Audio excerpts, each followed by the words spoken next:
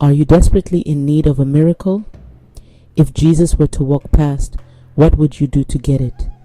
In a world bound by tradition and law, 4 souls yearned for a touch of the divine.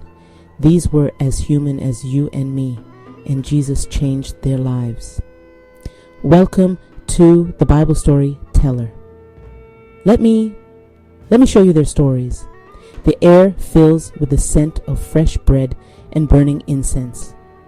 Merchants call out their wares, their voices mixing with the soft cooing of doves.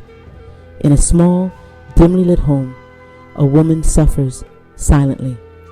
12 years of constant bleeding have left her weak and isolated. And there, outside the synagogue, another woman stands alone. Her back, bent by years of affliction, keeps her from entering God's house. In a humble dwelling, Peter's mother-in-law lies bedridden, her body burning with fever. On the outskirts, Mary Magdalene wanders. 7 demons torment her, leaving no peace in her troubled mind. There he is, surrounded by a crowd. Jesus, they call him. Watch. The woman with the issue of blood hears whispers of hope. She gathers her strength, preparing to seek out the one they call healer. And Mary, oh Mary, her steps, once aimless, now have purpose. Towards the crowd, towards him. The demons within her rage, but for the first time, she feels a flicker of something stronger. Hope. 4 women, bound by suffering, now united in hope. They step into the unknown, each journey a prayer, each step an act of faith. And as they move, the world seems to move with them. Water flows over stones, smoothing rough edges. Birds take flight, defying the weight that holds them down. Wind rustles through trees, whispering ancient promises of renewal. All of creation, holding its breath, waiting for a miracle. For in these women's stories, we see our own reflected, the universal longing for healing, for wholeness, for a touch of the divine. And so, with hearts full of trembling hope, they begin their journey towards transformation, towards Him. As dawn breaks, the women set forth, their paths converging like streams to a river. Each step, a prayer, each breath, a hope. The woman with the issue of blood pushes through the crowd. 12 years of isolation have made her hesitant, like a deer at the edge of a clearing. In the synagogue, the hunched woman shuffles forward, her body bent like a tree, shaped by relentless wind, strains towards the light. Jesus turns, his eyes meeting hers. In that gaze, she sees herself as she truly is, whole, unbroken. Jesus approaches, his presence filling the room like the scent of rain before a storm. He takes her hand, and Mary Magdalene lingers at the edge of the gathering. 7 demons war within her, their clamor like waves crashing against cliffs.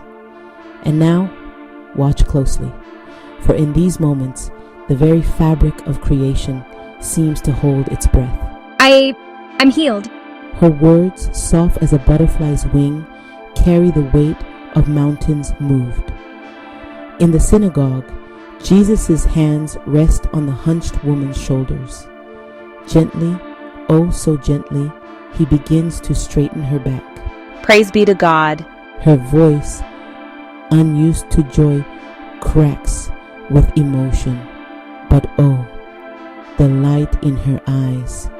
Peter's mother-in-law feels the fever leave her body like mist burning away under the sun's gaze. Energy, long absent, surges through her. Let me serve you, teacher. Her words, once feeble, now ring with strength and purpose. And Mary, oh Mary, Jesus looks at her, really looks at her, perhaps for the first time in her life. 2 words, just 2, but they reverberate through her being like thunder across an open plain. 4 women, 4 healings. Yet in each we see the same truth unfold, that in an instant years of pain can dissolve, replaced by a light that no darkness can extinguish. It's like watching the world born anew. A barren tree suddenly bursting into bloom. A dry riverbed filling with rushing water. A fledgling taking flight for the first time. In these moments of healing, we glimpse something beyond the physical. A renewal of spirit. A restoration of hope. A reminder that we are more than our bodies, more than our afflictions. And as the women stand transformed, the world around them seems to shimmer with possibility. For in their healing, they have become a part of something greater. A story of love that knows no bounds, of grace that knows no end.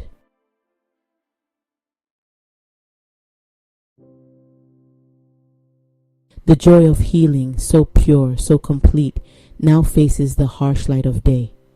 Watch as the world pushes back against this miracle. This cannot be. The law is clear. She was unclean. His words cut through the air like a whip, sharp and biting. The crowd shifts, unease rippling through them like wind through wheat. At the synagogue, the once bent woman faces a wall of disapproving stares. Her back, now straight, seems to bear a new weight. How dare you claim healing on the Sabbath? This is blasphemy. It's as if the very act of standing tall has become an act of defiance. In Peter's home, murmurs of doubt seep through cracks in the walls. His mother-in-law, her hands busy with service, feels the sting of every whispered word. Whisper, whisper. A fever doesn't just vanish. There must be some trick. And Mary, oh Mary, the demons may be gone, but the memories of her past cling to her like shadows at dusk. Once unclean, always unclean. How can she claim to be changed? The woman healed of bleeding stands by a stream.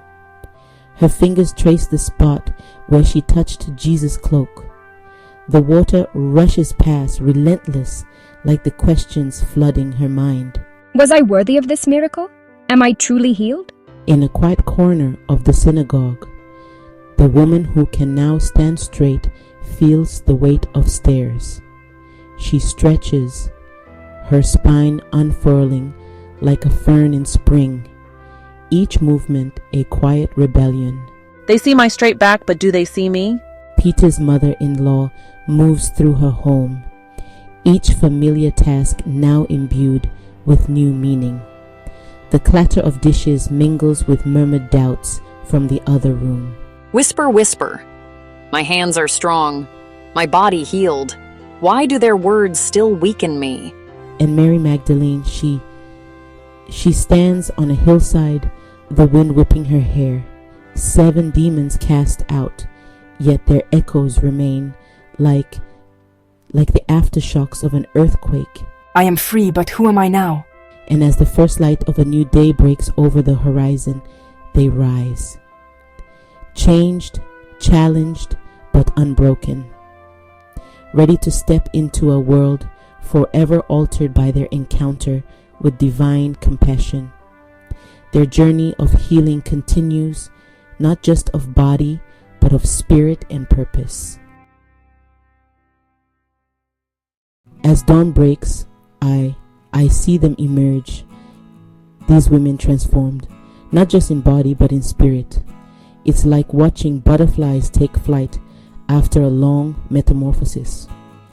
Each step they take is a testament to their renewed strength and purpose. The woman healed of bleeding stands in the marketplace. Her voice, once silenced by shame, now rings out clear as a bell. I was unclean, but now I am whole. Not by my merit, but by grace beyond understanding.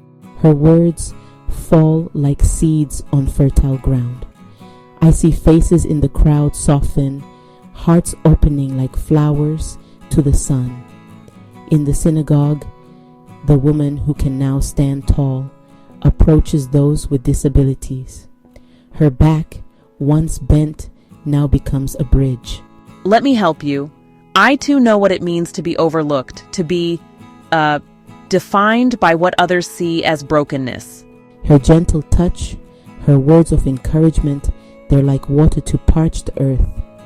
Hope spreads through the congregation, a ripple becoming a wave. Peter's mother-in-law, her strength restored, becomes a pillar of Jesus' growing ministry. Her home, once a place of illness, now overflows with life and purpose.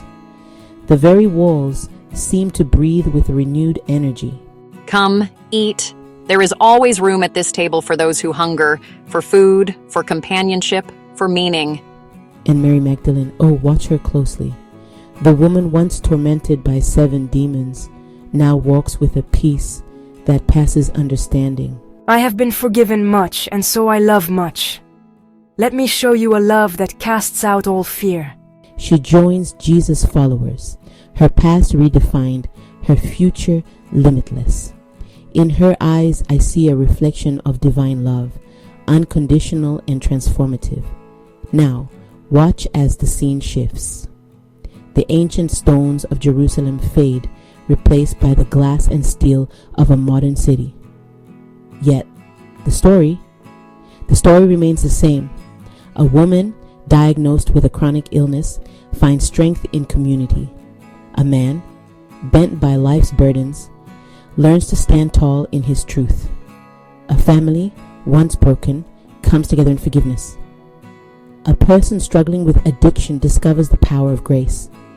Different faces, different times, but the same transformative love at work. The same divine touch reaching across centuries to heal and restore. For you see, their story is our story, a testament to the enduring power of compassion, to the miracle of second chances, to the possibility of renewal that resides in each of us. As our journey comes to a close, I invite you to look around, to see with new eyes the hidden miracles in everyday life, in the kindness of a stranger, in the forgiveness of a friend, in the strength found in vulnerability. There you might just glimpse the same love that touched these 4 women so long ago. Each face you see carries a story of struggle and triumph, of wounds healed and strength found. In their eyes you can see the same light that shone in Jerusalem 2,000 years ago.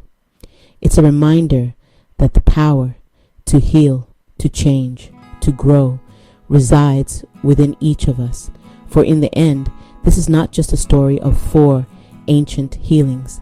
It's a reminder, as timeless as the stars, as immediate as your next breath, that we are all worthy of love, that healing is always possible, that each of us, no matter our past, can become a living testament to the transformative power of compassion.